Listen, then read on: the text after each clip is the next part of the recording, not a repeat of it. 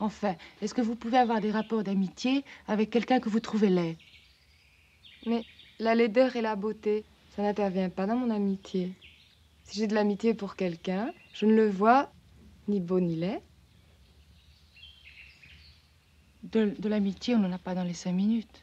Il faut se revoir plusieurs fois, non? Comment vous faites pour voir plusieurs fois une personne que vous trouvez laide? Moi, je prends la fuite. C'est pas Il n'est possible. pas question de laideur. Dans la multitude des gens qui sont beaux, moi, je me sens concernée uniquement par ceux qui ont quelque chose au-delà de leur beauté. Si je voyais quelqu'un d'une beauté absolue, ça m'ennuierait.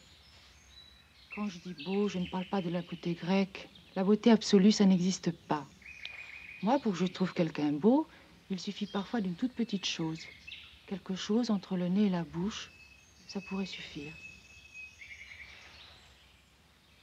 Donc n'importe qui a une chance de te plaire. Non. Une chance au moins. Ah non. C'est ça le drame. Je trouve très peu de gens beaux.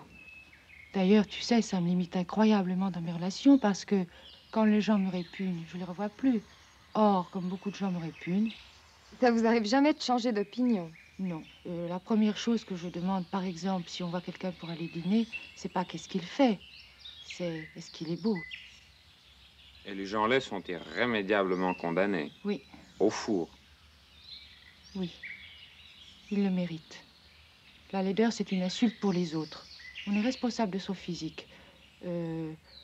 Par exemple, le nez bouge ou vieillit selon la façon dont on pense, dont on parle.